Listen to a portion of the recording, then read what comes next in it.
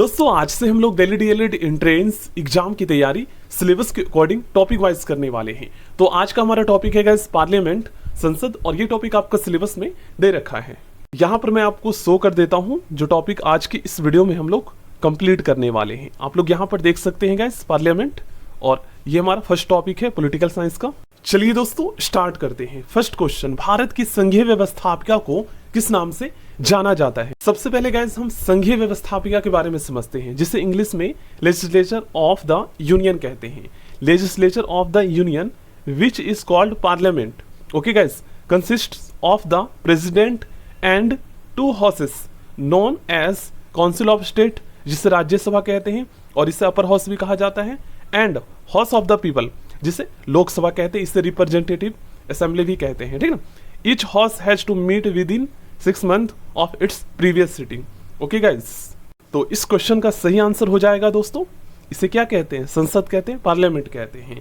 भारतीय संसद के कितने सदन है? सदन का मतलब हाउस, तो 2 हाउस है, ओके गाइस। इसका सही आंसर ऑप्शन बी हो जाएगा। संसद के किस सदन को प्रतिनिधि सभा कहा जाता है? रिप्रेजेंटेटिव असेंबली कहा जाता है। तो ये गाइस लोकसभा को कहा जाता है, ठीक है, जिसे हाउस ऑफ द पीपल भी कहते हैं। नेक्स्ट क्वेश्चन, संसद का लोकप्रिय सदन कौन सा है? तो ये है लोकसभा, ठीक है, जिसे लोअर हाउस भी कहते हैं, हाउस ऑफ द पीपल कहते हैं, रिप्रेजेंटेटिव असेंबली भी कहते हैं। संसद का स्थायी सदन कौन सा है? तो ये है गाइस राज्यसभा, जिसे काउंसिल ऑफ स्टेट्स कहा जाता है, ओके गाइस, जिसे हम अपर हाउस भी कहते हैं। और ये हमारा परमानेंट हाउस है, ओके। और इसके जो है ना दोस्तों, प्रत्येक 2 वर्ष में 1/3 जो सदस्य होते हैं वो रिटायर हो जाते हैं, ठीक ना। 1/3 सदस्य हर 2 साल में राज्यसभा के रिटायर हो जाते हैं। ये परमानेंट हाउस है, कभी भी डिसॉल्व नहीं होता है ये, ओके गाइस। और 1/3 ही जो मेंबर होते हैं वो ये शपथ भी लेते हैं, मतलब नियुक्त भी होते हैं, ये भी आपको पता होना चाहिए। भारत के संविधान के अनुच्छेद आर्टिकल 79 के अनुसार निम्नलिखित में से किसे भारत की संसद के एक भाग के रूप में वर्णित किया गया है? तो गाइस देखो, भारतीय संसद का 3 अंग है, ठीक है, 3 पार्ट है।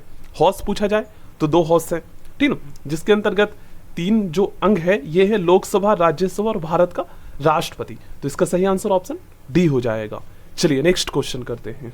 नेक्स्ट क्वेश्चन है हमारा, निम्नलिखित में से कौन सा एक प्रावधान प्रोविजन भारतीय संविधान इंडियन कॉन्स्टिट्यूशन के अंतर्गत संसद के सदस्यों के विशेषाधिकार, ठीक है, तथा उन्मुक्तियों को निर्धारित करता है? इसका राइट आंसर होगा दोस्तों आर्टिकल 105, ओके गाइस।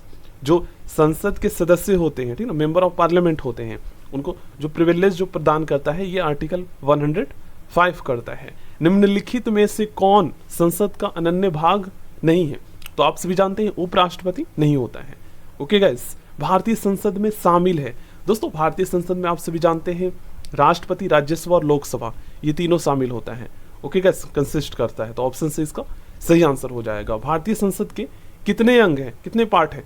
तो 3 है, ठीक है, राज्यसभा, लोकसभा और भारत का राष्ट्रपति। और अगर हाउस पूछा जाए तो 2 बताना है, ठीक है ना, ओके गाइस। भारतीय संविधान के किस अनुच्छेद में कहा गया है कि संघ के लिए, ओके गाइस, संघ के लिए एक संसद होगी, मतलब हमारे देश के लिए एक संसद होगी जो राष्ट्रपति और 2 सदनों से मिलकर बनेगी। राष्ट्रपति और 2 सदनों, 2 हाउस से मिलकर बनेगी। ये किस आर्टिकल में इसका वर्णन किया गया है? तो ये किया गया है गाइस आर्टिकल 79 में। आर्टिकल 79 में निम्नलिखित कथनों में कौन असत्य है, कौन इनकरेक्ट है, ये आपको बताना है। तो जो इनकरेक्ट है गाइस ये है ऑप्शन सी। आपको समझ में आ गया, क्योंकि जो राज्यसभा होता है, काउंसिल ऑफ स्टेट होता है, ठीक ना, जिसे अपर हाउस भी कहते हैं, ये दोस्तों परमानेंट हाउस होता है। ये तो आप सभी जानते हैं, हर 2 साल में 1/3 इसका जो मेंबर होता है वो रिटायर हो जाते हैं और 1/3 ही नियुक्त भी होते हैं। बाकी तो आपको पता है, लोकसभा को संसद का प्रथम सदन कहा जाता है, ये बिल्कुल करेक्ट है। राज्यसभा को संसद का द्वितीय सदन कहा जाता है, ये भी बिल्कुल सही है। उसके बाद लोकसभा संसद का लोकप्रिय सदन है, ये भी सही है। और गाइस यहाँ पर आप लोगों को कंफ्यूज नहीं होना है। देखिए, लोकसभा को संसद का प्रथम सदन कहा जाता है और लोकसभा को दोस्तों लोअर हाउस भी कहा जाता है, निम्न सदन भी कहा जाता है। राज्यसभा को संसद का द्वितीय सदन कहा जाता है और इसे अपर हाउस भी कहा जाता है, उच्च सदन भी, ठीक है। तो यहाँ पर स्टूडेंट कंफ्यूज हो जाते हैं, ध्यान में रखना है। नेक्स्ट क्वेश्चन है हमारा, निम्नलिखित कथनों में कौन सही है, कौन करेक्ट है? तो इसका राइट आंसर होगा उपरोक्त सभी। लोकसभा भारतीय जनता की प्रतिनिधि सभा है, बिल्कुल गाइस, राज्यसभा संसद का उच्च सदन है, ठीक ना, अपर हाउस है। राज्यसभा राज्यों का प्रतिनिधित्व करता है, इसलिए तो इसको स्टेट ऑफ काउंसिल कहा जाता है।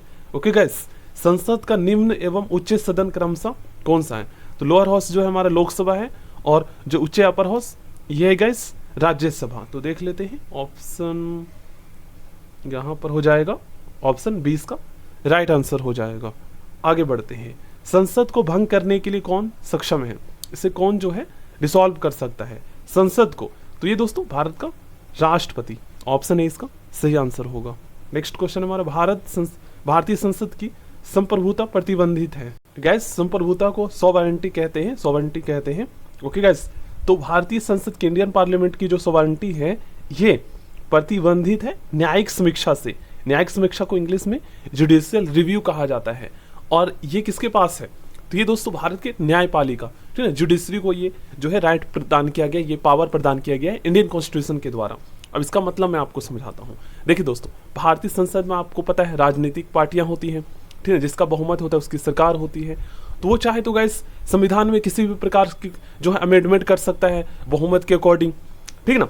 तो ऐसे में गाइस भारतीय संविधान जो है ना न्यायिक समीक्षा जुडिशियल रिव्यू के द्वारा जो है ना भारत के जुडिशरी को ये शक्ति प्रदान करता है कि कोई भी कानून, कोई भी अमेंडमेंट, अगर प्रस्ताव कोई भी पेश किया जाता है संसद में, कॉन्स्टिट्यूशन में कोई भी अमेंडमेंट किया जाता है तो उसको जांच करेगा, और अगर वो संविधान के नियमों के खिलाफ है तो उसको रद्द कर सकता है या फिर उससे दोबारा पुनर्विचार के लिए भेज सकता है।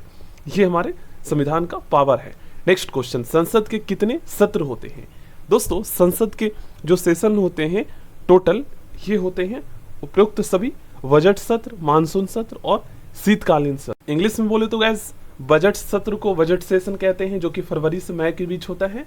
मानसून सेशन को जुलाई टू सितंबर के अंतर्गत होता है, और जो शीतकालीन सत्र होता है इसे हम विंटर सेशन कहते हैं, जो कि नवंबर से दिसंबर के बीच होता है। नेक्स्ट क्वेश्चन, संसद के दो क्षेत्रों के बीच अधिकतम कितना अंतराल दिया जा सकता है?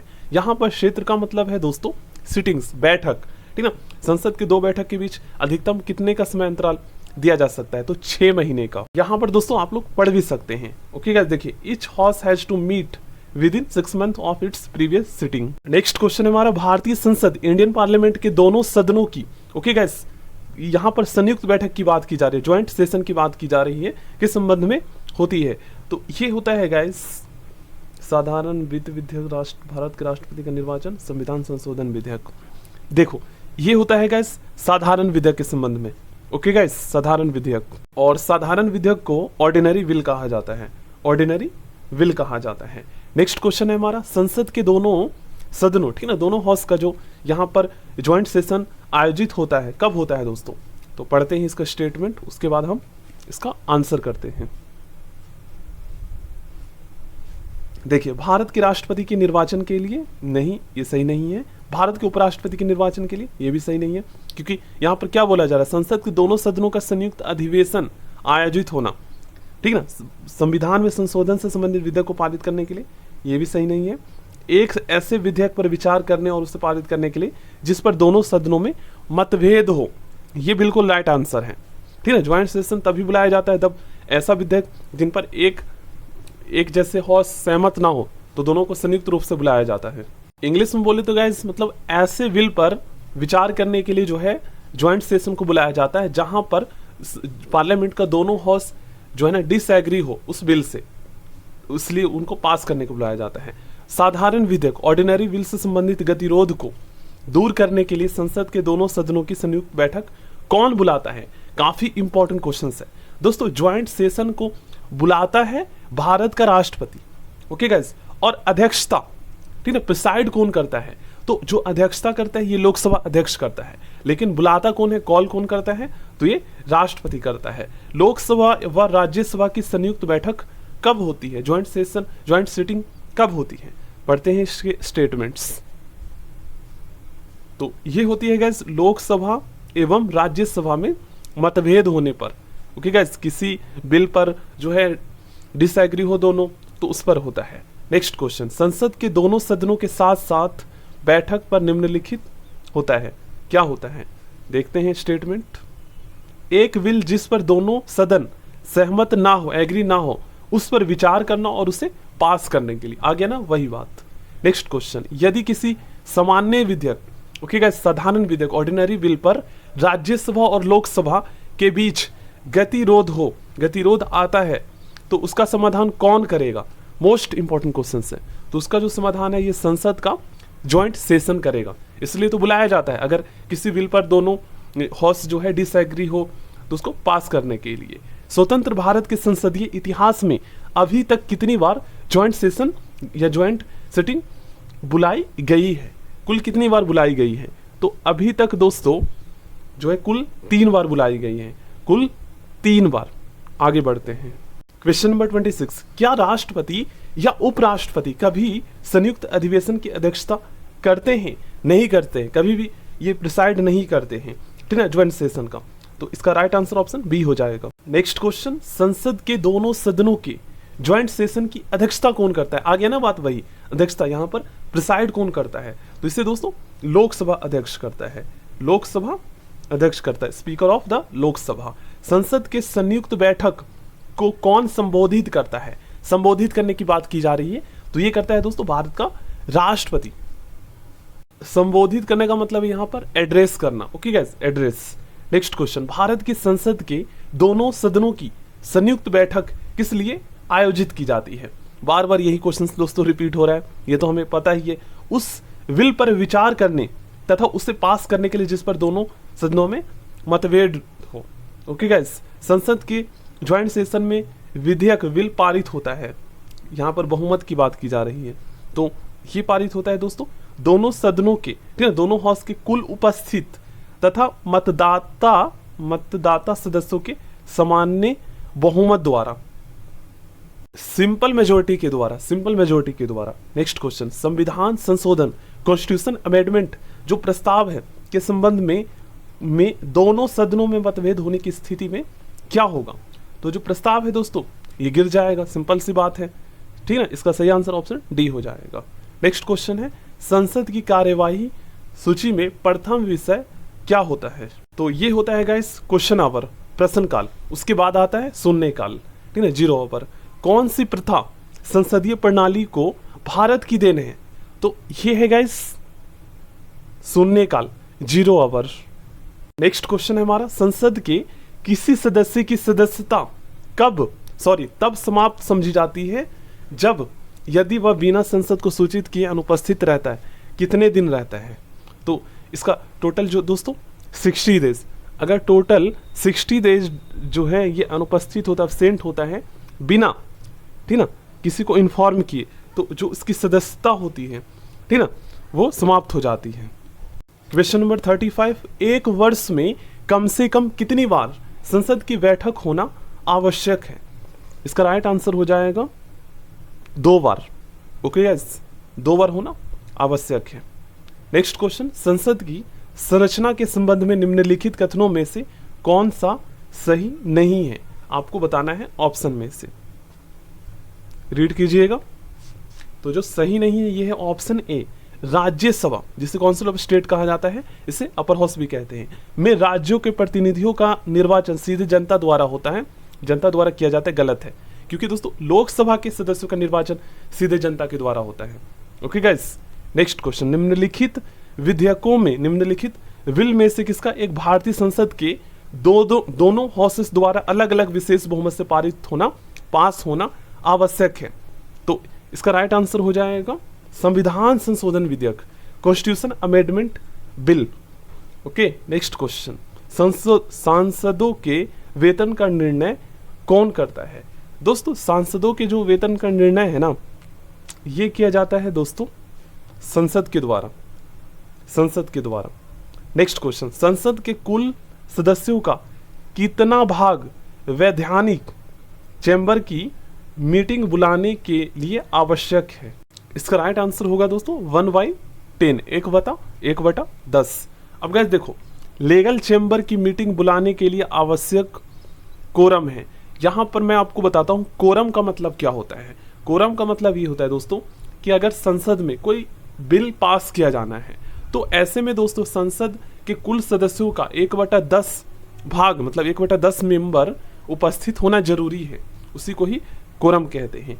संसदीय प्रणाली वाली सरकार को अन्य किस नाम से जाना जाता है?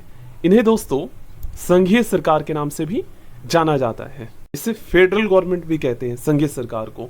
भारत की संसद के बारे में निम्नलिखित में से क्या सही नहीं है?